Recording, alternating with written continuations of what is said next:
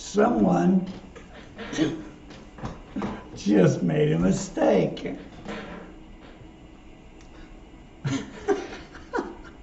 Wonder if you can guess what it is.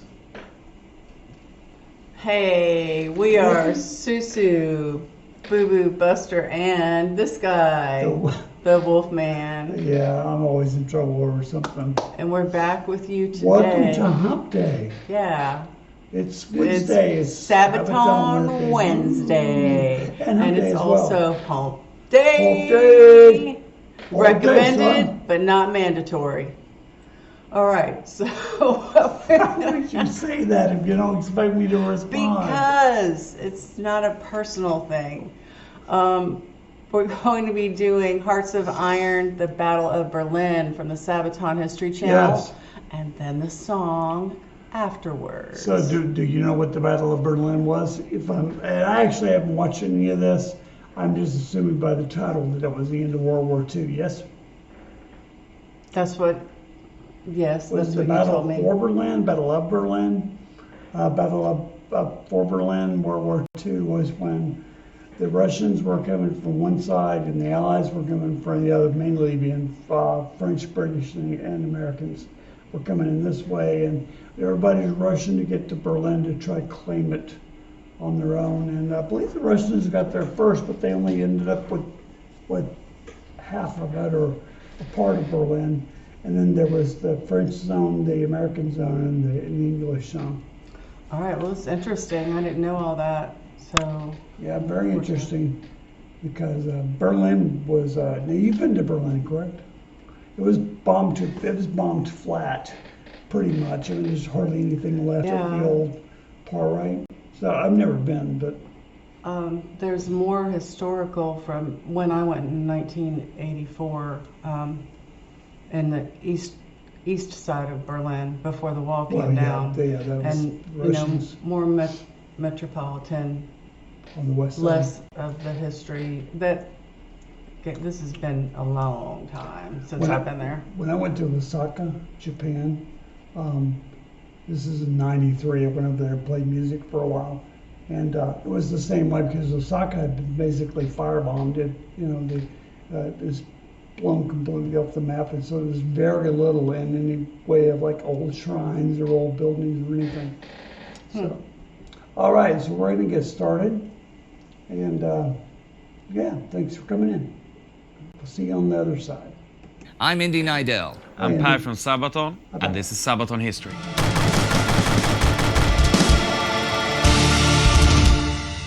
A German soldier defying Hitler's orders might sound dangerous to you, and it was, but for one man, it was necessary to save many lives. And we were looking for a story where the Germans was not always the bad guys. A story which I'm going to tell you right now, and then Per's going to tell you about the song.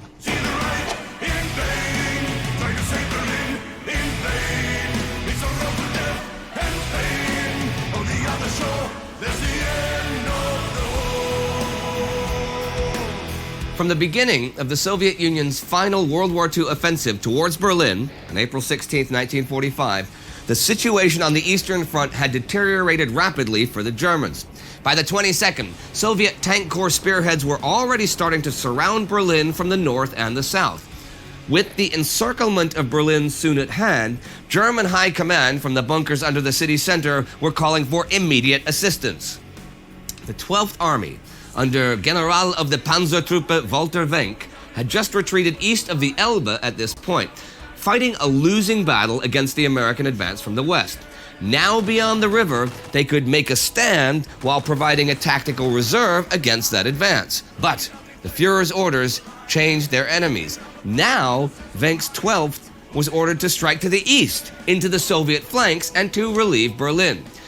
However, what was called an army, a corps, or even a detachment this late in the war was often nothing more than a mixed group of veterans, stragglers, wounded, and conscripted youngsters and middle-aged and even old men. Wenck's 12th had a large group of basically kids from the Hitler Youth, young men who hadn't finished school, and they were now tasked with taking on Russian tanks.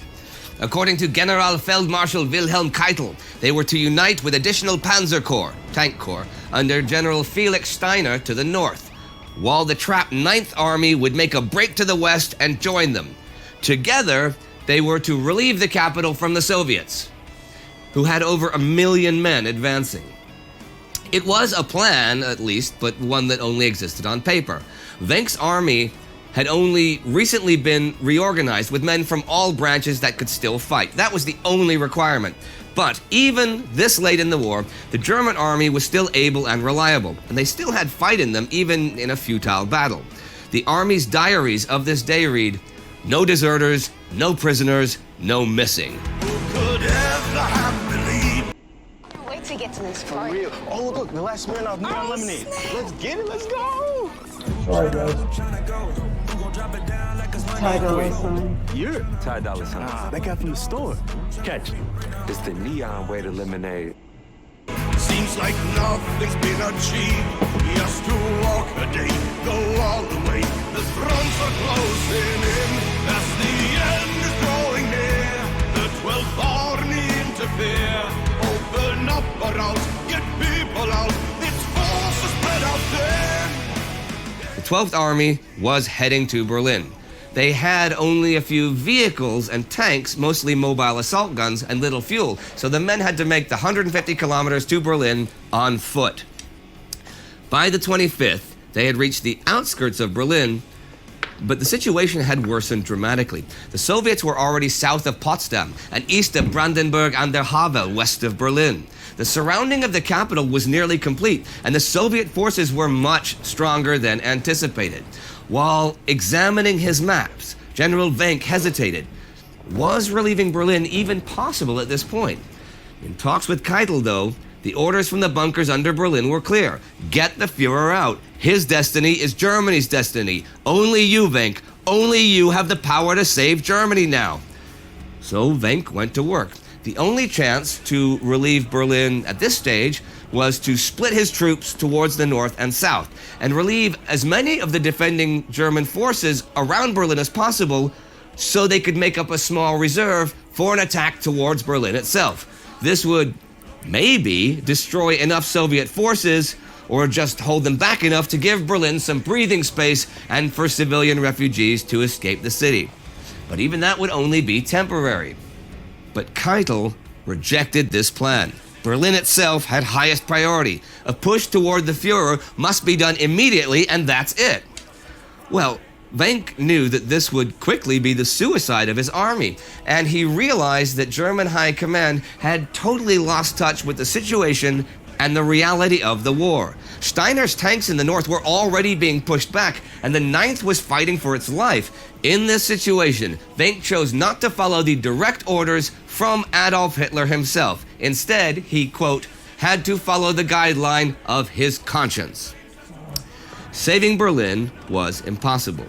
The only thing his army could maybe achieve was getting as many people away from the Soviet advance as possible. By attacking towards Potsdam, he would relieve the encircled garrison there. And by creating a corridor from there towards Berlin, they'd be able to let refugees flee the city. An attack to the south would give the 9th Army a chance to join their lines. Venk called this his Rettungswerk, pretty much his rescue mission.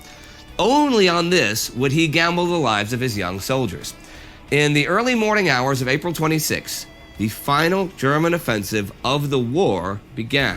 Who'll survive and who will die? Up to Kriegsklick to decide. Those who made it cross without a loss have reason to reflect. It is not about Berlin.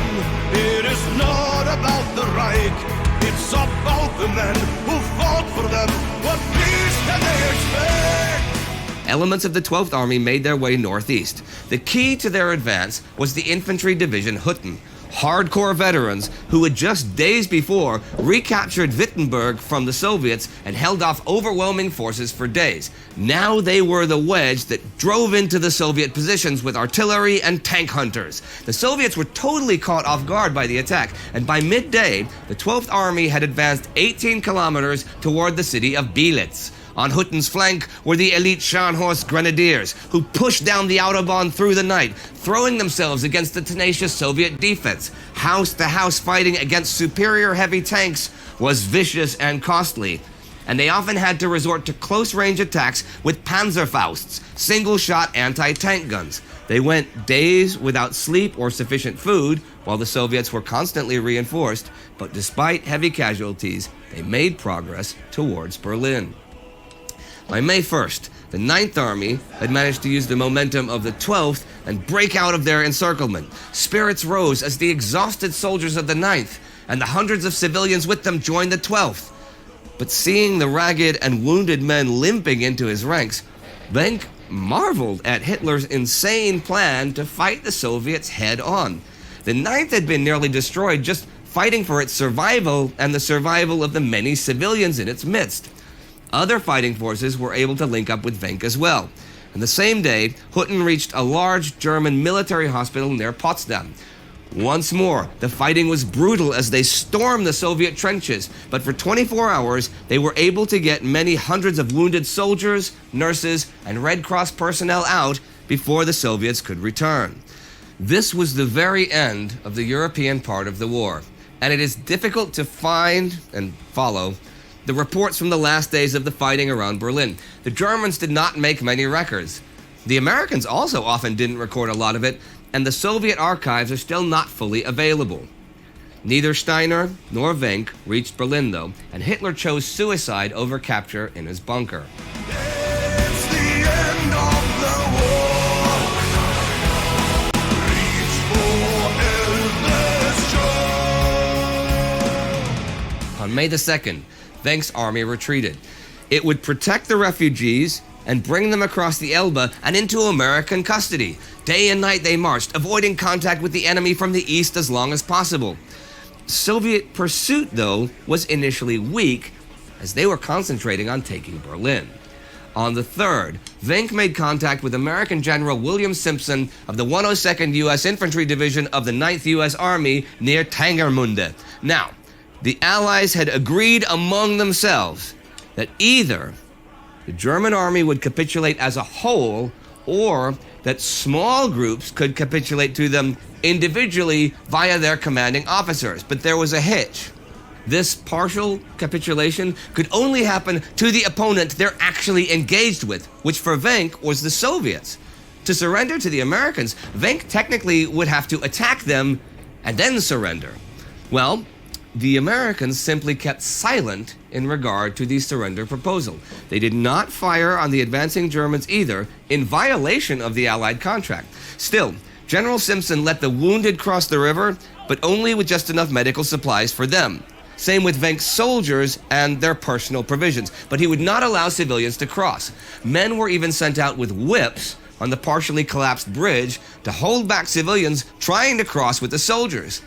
It could have been more of a human tragedy were it not for sudden Soviet fire that rocked the remnants of the bridge. This killed several American soldiers, so a 2-kilometer retreat from the river was ordered. This allowed civilians to cross the river. Wenck's army soon had to fight the Soviets, though, who had renewed their attacks once they realized what was going on. With each break in the lines, Wenck had to order young men to their deaths to recapture and hold positions for just an hour or two so that others could live. It was a final act of self-sacrifice in a war that was essentially over.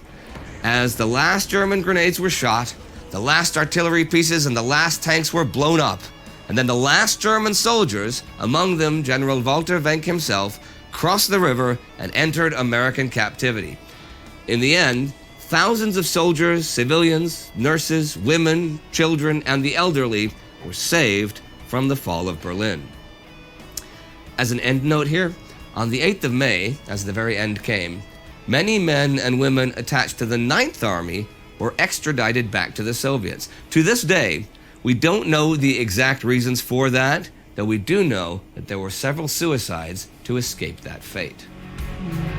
See the city burn on the other side, going down in flames as two worlds collide. Who can now look back with a sense of pride? On the other shore, there's the end of the war. Now, you said that this song was inspired by a video game. Can you dig into that a yeah, little? there's a game called Hearts of Iron. Right. So, and we have a song called Hearts of Iron, so there's obviously a connection there. Right. So, many years ago when we had a concert in Stockholm, we were approached at an after party by people from this Swedish development studio of games called Paradox. Right. And some of the guys came and they said that they were big fans of us and they really appreciate the work that we are doing with writing music about history. And we started to talk about that we are doing pretty much the same thing. I mean, they are doing games about history and we are doing music about it. They asked us, is there any way that you can like write a song that would be like a lead theme for our game that is coming? And we said, okay.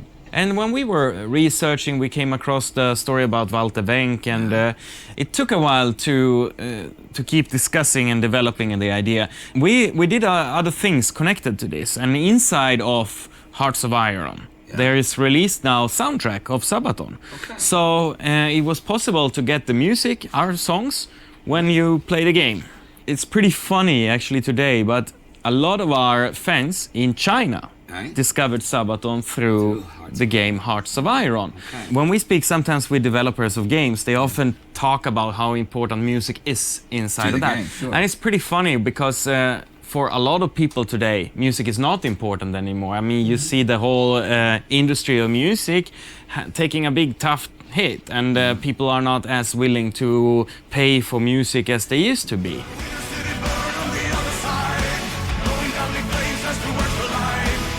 Well, there you have it, Hearts of Iron 4 featuring Sabaton music, and that was all for today with Hearts of Iron on Sabaton History Channel.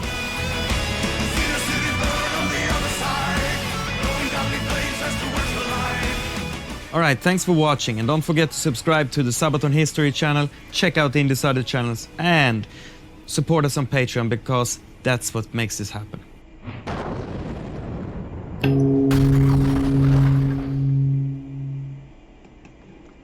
All right, let's go ahead and go right into the song. How about that? Okay. And then we'll discuss a little bit. How about that? Is that good? Sounds good to me. All right, this is Sabaton, Hearts of Iron. Here it is, Hearts of Iron, of course. But anyway, I'm being silly. Here we go. See the right in vain, try to save Berlin in vain. It's a road to death and pain. On the other shore, there's the end of the war. Who could ever have believed? Seems like nothing's been achieved. Just to walk a day, go all the way. The fronts are closing in. That's the end is drawing near. The 12 barn interfere. Open up or out, get people out. It's forced to spread out then. It's the end of the war. Reach for Elvis shore. It's the end, the war has been lost. Keeping them safe till the river's been crossed. Nicht ein Schlag, ein Rettungsaktion. Holding the ground till the final platoon. Hurry up, we're waiting for you. Men of the 9th and civilians too. Dispossessed, surrendering to the West.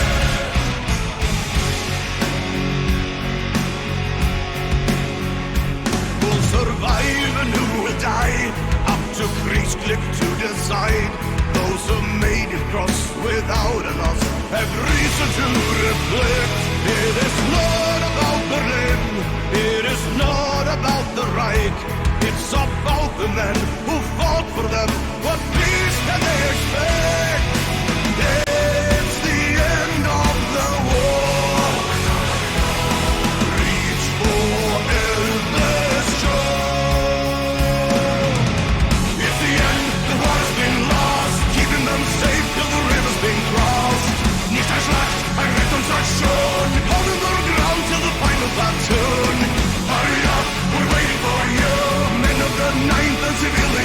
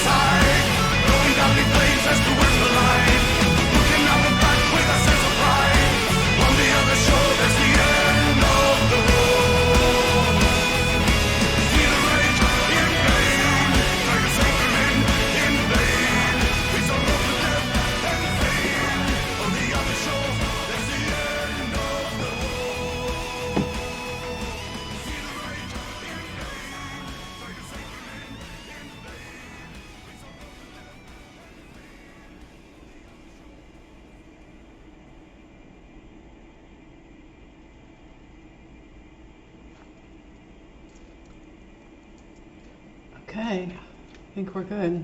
I think we are good.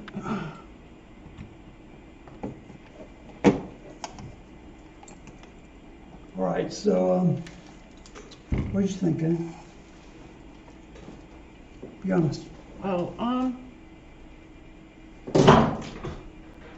the whole thing was so interesting, but what has stuck with me is that the Ninth had to go with the Soviets. Yeah. And nobody knows, you know, kind of, and a lot of them, just the sacrifice, like the few for the many. You see that over and over and over in this story, this part of history, because they had to be at war with them in order to take, I can't remember, honey, what was it? Had to be at war with a particular faction of an army before they could Take them and rescue them. Yes. Yeah. That's interesting, isn't it? Mm-hmm. So what I understood, what you're saying too, is that the Germans had to engage the Americans, right? Is that what happened, so that the Americans could rescue them from the Soviets? Yes. Yeah. I believe. Don't take my word And for so it. He's the history person, not me. And there's a lot of that really. I mean, I know big swaths of history, right? I know all about. There's minutia that I don't know anything about. Like I didn't know anything about that, for example. I think it's interesting, kind of dropping back a little bit. I think the whole idea of writing songs about history, about that. I mean, they're not jingles. They don't rhyme necessarily, right?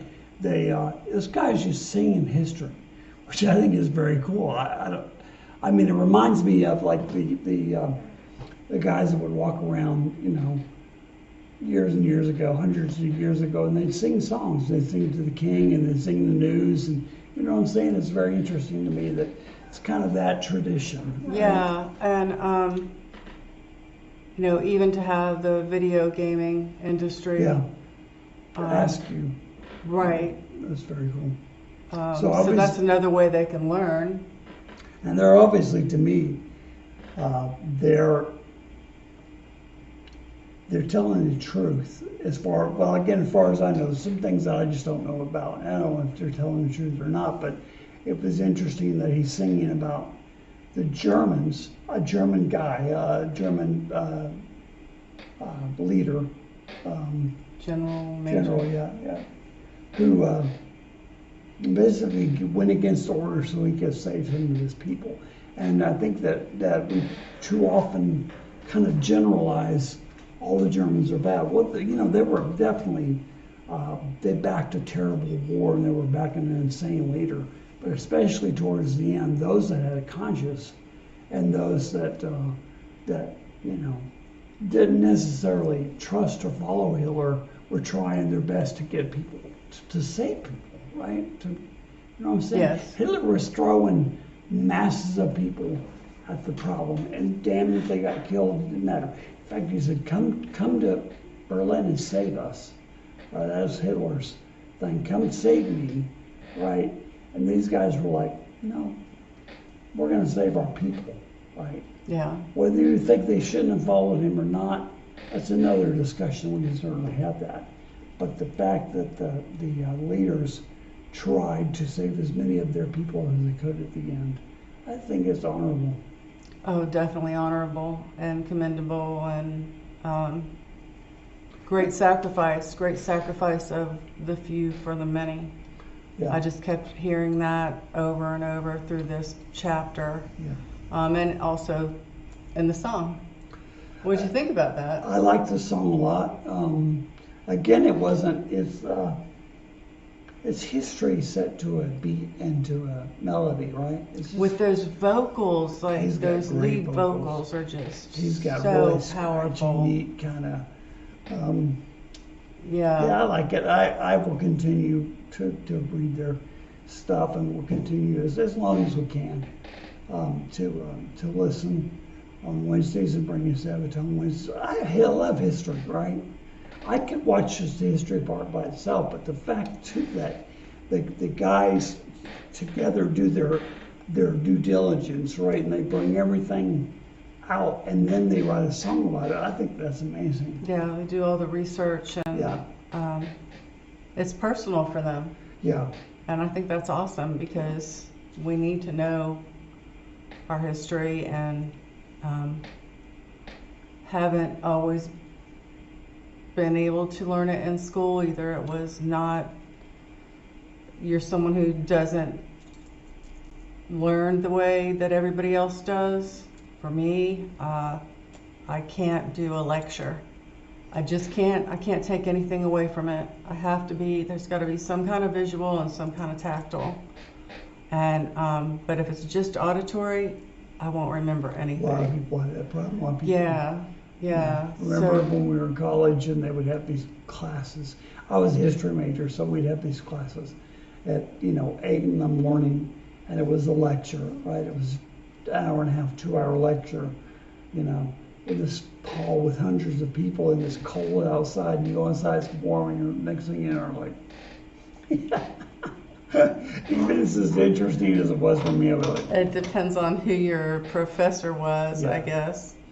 But yeah, I really enjoyed this. I liked the song. I liked the German intermixed a little bit, and it's just a technical thing, but I enjoyed having the German and English. Yeah, I did too. Yeah, there's something about seeing another language, and we both took German, right? I took a number of years of German, so some of it, and plus it's going fast, and I'm by no means it came in a lot more handy than my Latin did when I was supposed to speak a language. Dad, who made me take Latin. Made you take Dad. Made you take Latin. He made me take Latin. I begged him to take German, and he was German. He didn't want me to take German. Nemo me impune lacessit. You can't speak Latin. What is that? Still into Latin. I know it's from an Edgar Allan Poe story. Oh. No one harms me with impunity. Et tu, Brute. Well, listen, guys, thank you for joining us again for another Sabaton Wednesday. But kind of, I don't want to say putting up with it, because you don't have to watch it if you don't like it, but, I love the fact that there are people who enjoy this. Yeah, thank you for joining us. Thanks for joining us, and you'll see us on the other side doing something else. I don't even know what that means. I don't either. But I'm going to give Sabaton and Sabaton History 2 thumbs up. Please like, share, subscribe. If you like, notify, comment down below. Comment down below, baby. And be blessed. And please, man, don't hurt anybody. Don't hurt anybody. All right. And we're going to stop recording. Do you want me to pretend that... Come over and give me a kiss. Nope. Yeah, I will. Give me a kiss. Give me a kiss. Fold you again. Hump day.